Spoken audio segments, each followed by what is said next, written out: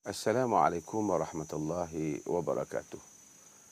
Alhamdulillah wassalatu wassalamu ala Rasulillah wa ba'd.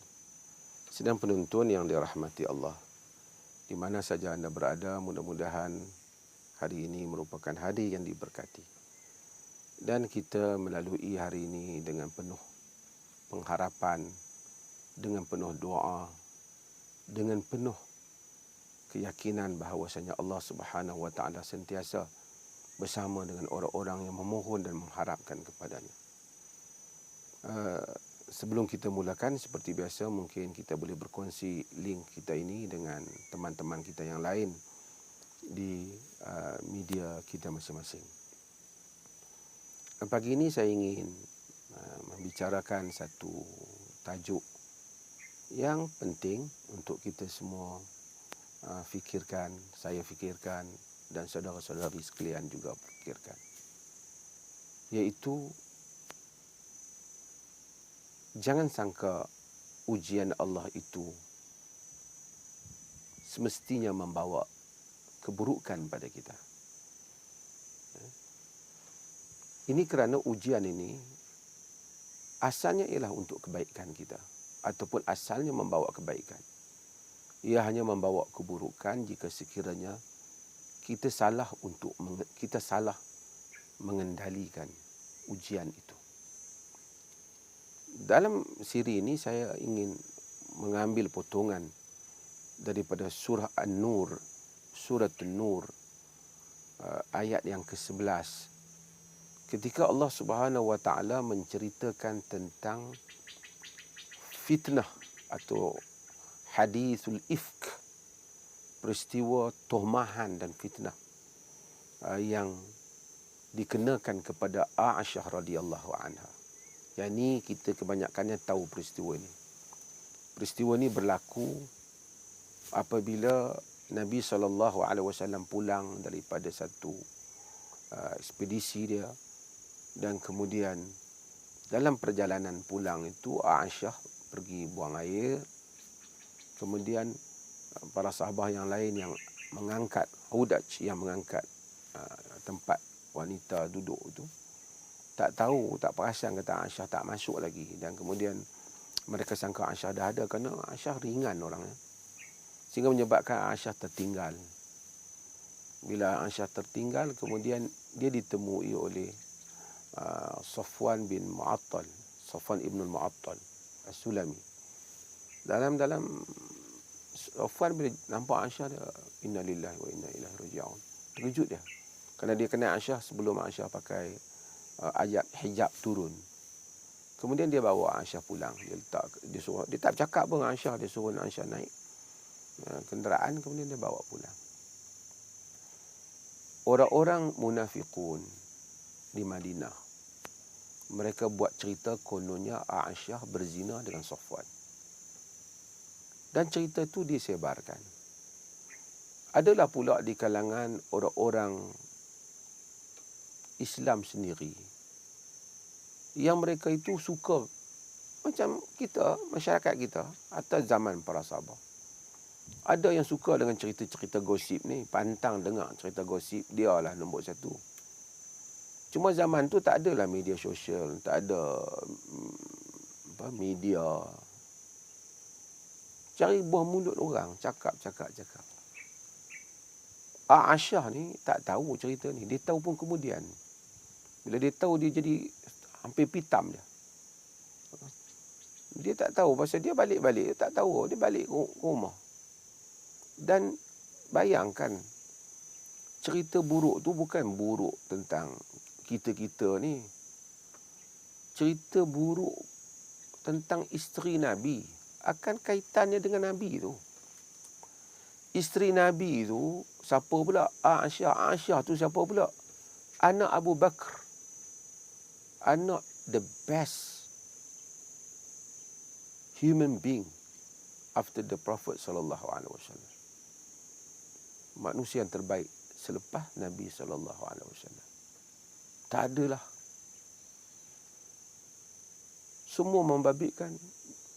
Bila kena cerita ni, duka cita tu bukan saja pergi pada Aisyah.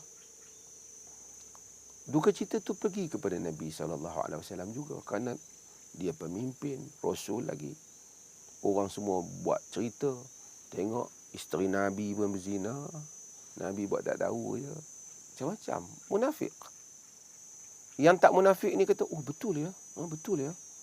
Aku tak sangka Aisyah buat macam tu lah. Aku tak sangka Aisyah buat macam tu. Dia tolong bawa cerita, walaupun dia bukan mula buat. Memang ada orang macam tu. Ni aku nak cerita kat kau, jangan cerita kat orang. Lagi orang tahu marah pula. Tapi kita kena tahu ni, kalau kita tak tahu susah juga ni. Memang ada orang macam tu. Dia suka bawa kisah-kisah yang gosip ni. Antara yang bawa kisah tu, yang duka cita tu, seorang yang bernama Mistah bin Usasah. Mistah bin Usasah ni, dia ni hidup dia miskin, susah. Abu Bakar yang nak bagi bantuan kat dia selama ni. Boleh dia bawa cerita pasal Aisyah berzina. Bayangkan. Kemudian wahyu Allah pula uji Nabi. Nabi tak tahu nak jawab apa. Sehingga Nabi kata, Aisyah, kalau kau buat, kau minta ampun pada Allah. Dia Aisyah lebihlah derita dia.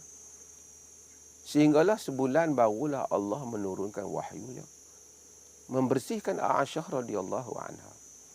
Saya bukan nak cerita tentang hadisul ifk ni. Ini cerita yang kita semua ketahui. Tapi saya nak ambil apa yang Allah Subhanahu wa taala sebut di dalam surah An-Nur.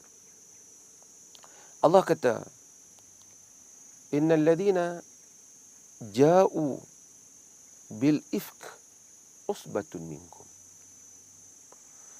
La tahsabuhu syarrul lakum wa huwa khairul lakum. La tahsabuhu syarrul lakum wa huwa khairul lakum. Allah kata orang-orang yang membawa cerita bohong ni, cerita dusta, tuhmah ni, orang Melayu dia kata fitnah lah. Fitnah ni bahasa Arab yang dimelayukan dengan pada tempat yang kurang tepat lah. Fitnah ni orang Melayu ni tuduh orang. Fitnah Arab ni ujian. Tapi tak apa, dah kita guna dalam bahasa kita. Buat fitnah ni, kononnya Aisyah berzina ni, innal ladzina ja'u bil ifk usbatun minkum.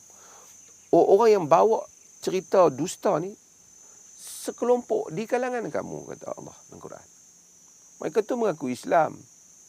Sebahagian mereka tu sahabat pun. Kan?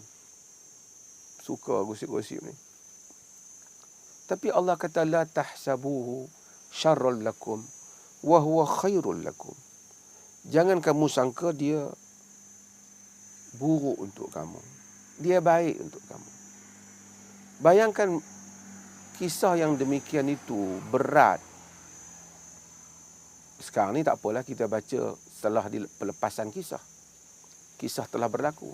Bayangkan perasaan Aisyah ketika itu. Sebelum wahyu turun. Nak lalu sejam pun berat. Bagaimana nak lalu 1 bulan dalam keadaan orang memperkatakan. Bukan tahu pun kata wahyu nak turun. Dan tak tahu pun macam mana akan berakhirnya cerita dusta ni.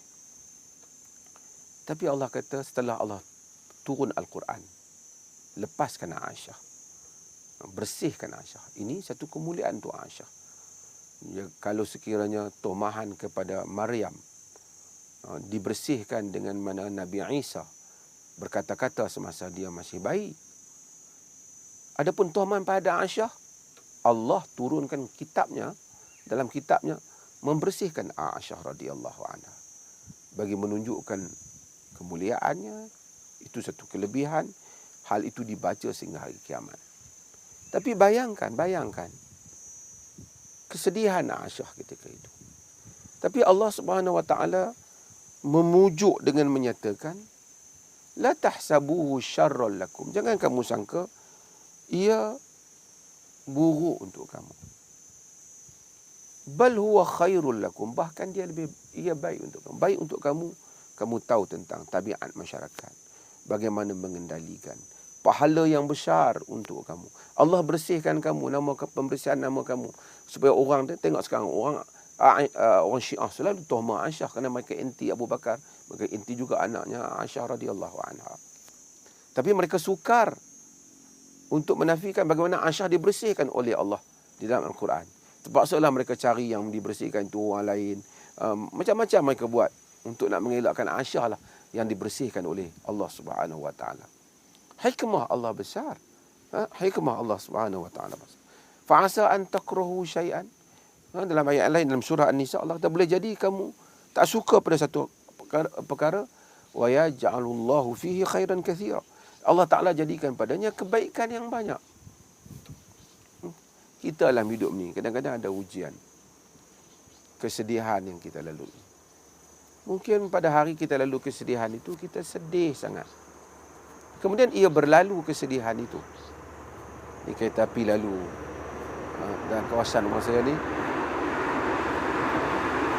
saya kena berhenti sekejap. Okey. Dalam kehidupan kita, kita lalui satu ujian, kita sedih sangat. Tapi setelah ujian itu berlalu, kita tengok kebaikan banyak. Kita kenal siapa sahabat yang sebenar. Bahkan Allah hapuskan dosa kita. Mungkin kita baiki diri kita dengan peristiwa itu. Kita jadi lebih soleh. Kita lagi lebih dekat dengan Allah Jalla wa'ala. Kita lagi lebih meningkatkan ibadah. Berapa banyak doa yang kita hafal kerana kita melalui ujian-ujian itu. Berapa akhirnya kita melazimi tahajud, melazimi zikir, melazimi salat. Kita pun melazimi amalan-amalan salih, melazimi sedekah kerana ujian yang kita lalui. Kadang-kadang semua orang lalui, kita kan. Kadang-kadang orang suka kata macam Aisyah, orang kata Aisyah tu isteri Nabi, suami dia Nabi, anak Abu Bakar. Yang kata tu pun bagusnya Mistah tu Abu Bakar duk bantu dia selalu. Dia pula kata. Lepas tu sahabat-sahabat yang tengok Nabi yang mereka tengok, mereka saksikan, boleh. Padahal patut mereka diam je. Semua orang patut diam, tak payah kata apa kan? Tapi biasalah bila fitnah datang tu, macam-macam lah perasaan orang. Tapi kita pun kalau Aisyah kena, Nabi kena, siapa kita kalau orang kata kat kita? Kita tak lebih baik daripada Aisyah, tentu tidak lebih baik daripada Nabi sallallahu alaihi wasallam. Saya kadang-kadang fikir perkataan orang lalu kata kat, kadang-kadang orang duk kata, duk fitnah macam-macam, tak rasa manusia kan, mesti rasa. Tapi kita fikir kadang-kadang kita ni amalan tak banyak. Dengan perkataan orang tu, mudah-mudahan Allah ampunkan dosa kita. Dengan perkataan tu, ujian Allah kepada kita. Mudah-mudahan Allah Subhanahu Wa Taala berikan kebaikan, pahala atas kesabaran. Satu lagi, orang yang kata pada kita tu, walaupun satu sudut dia kata kat kita lah, tapi satu sudut lain, dia derma kita punya pahala-pahala dia kepada kita. Macam hadis Muflis yang kita baca pada siri yang lepas kan, di mana bila Nabi tanya atadruna manil muflis, kamu tahu muflis tu siapa? Sahabat kata al-muflisu fina man la dirham lahu wala mata'. Muflis tu orang dirham tak ada, duit tak ada, harta pun tak ada. Nabi kata al-muflis min ummati man ya'ti yaumal qiyamah bis salat was siyam wa ya'ti qad syatama hadha wa qazafa hadha wa akhadha mala hadha wa safaka dama hadha wa daraba hadha. Nabi kata muflis umatku ni orang yang mai hari kiamat kelak, maki orang tu, tuduh orang ni, ambil harta orang tu, tumpah darah orang tu, pukul orang ni, fa yu'ta hadha min hasanatihi wa hadha min hasanatihi. Orang ni ambil kawan ni, ambil pahala dia bagi kat kawan ni, ambil pahala dia bagi kat ni. Fa in funiyat hasanatuhu min qabla an yuqda alaihi ukhidha min khatayahum faturihan alaihi faturiha fin nar. Kalau sekiranya dah habis dah pahala dia, tak ada dah nak bagi, dia pun pahala tak banyak, umpamanya sebelum dia dapat selesai bayar segala hutang orang yang dia kata ni, dia ambil dosa-dosa orang kita ni, diberi kepada dia, campak pada dia dan campak dia ke dalam neraka. Memanglah kita tak suka orang kata kat kita, ataupun macam-macam perkataan. Tapi mungkin pada hari kiamat kelak, itulah peluang pahala orang dapat kat kita. Itulah juga mungkin peluang dosa-dosa kita untuk diletakkan pada orang lain. Kalau kita fikir macam tu, maka kita tahu juga bahawasanya ujian ni, la tahsabuhu syarran lakum wa huwa khairul lakum. Kamu jangan sangka dia buruk untuk kamu, dia baik untuk kamu. Berapa banyak ujian-ujian yang kita lalui ni. Selepas keluar daripada ujian tu, kita jadi lebih baik. Banyak benda yang kadang-kadang kerana berlaku mengejut, keadaan yang menguji, menyebabkan kita dalam kebimbangan. Kita pun doa yang banyak, sujud yang banyak, zikir yang banyak, baca Quran yang banyak. Mudah-mudahan itu semua menjadi amalan saleh kita.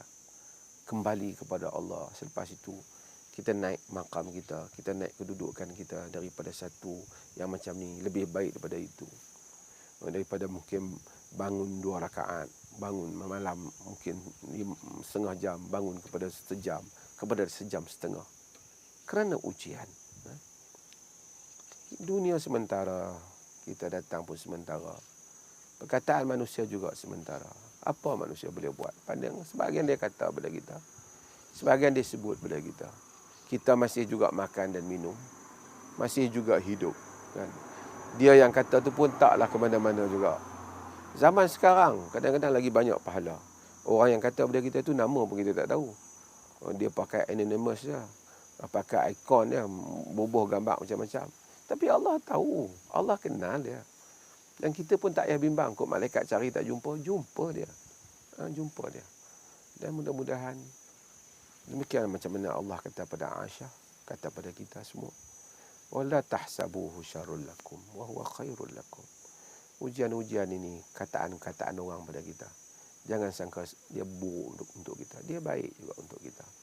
Dia baik untuk kita jadi lebih tawaduk, lebih berhati-hati. Tapi kalau kita salah kendali, kita emo, kita buat tidur tak lena, bukan nak doa pada Allah Ta'ala, tak lena tu, dia buat pening kepala, dia buat stres, dia buat anxiety, itu menjadikan tak baiklah untuk kita. Sebab tu Allah mengajar bagaimana untuk insan kendalikan ujian-ujian ini. Sebab tu bila bala turun, kita disuruh kata inna lillahi wa inna ilaihi raji'un. Kita daripada Allah, kepadanya kita kembali. Supaya kita tahu, ini semua sangat temporary, sangat sementara. Just a while. Hanya seketika saja. Selepas daripada ini, kita akan move to the real life, kepada kehidupan yang sebenar, iaitu akhirat. Mudah-mudahan kita ambil semangat daripada kejadian ini, peristiwa nasihat Allah ataupun pengingatan Allah kepada para Nabi, keluarga Abu Bakar, kepada Aisyah, bahkan kepada masyarakat kaum muslimin, supaya jangan anggap itu sebagai keburukan, ujian dan perkataan itu, bahkan kebaikan untuk kita. Semua benda berdasarkan cara kita melihat sesuatu hal. Jika kita melihat sentiasa negatif, maka negatiflah. Kita memang tak mau orang kata yang buruk pada kita, tapi mulut manusia macam itulah. Mulut orang pada zaman the best generation ever, iaitu para sahabat, pun tak boleh nak kontrol mulut orang zaman ni. Tak payah nak cerita. Siapa nak kontrol? Tapi kalau kita meratapi hidup sentiasa, tak ada apa kebaikan yang kita peroleh. Tapi kalau kita ambil daripada apa yang Allah kata pada Aisyah, pada para sahabat, pada Nabi dan Abu Bakar, huwa khairan lakum. Dia baik untuk kamu. Mudah-mudahan ujian perkataan orang pada kita, ia baik untuk kita, insya-Allah. Sekian, wassalamualaikum warahmatullahi wabarakatuh.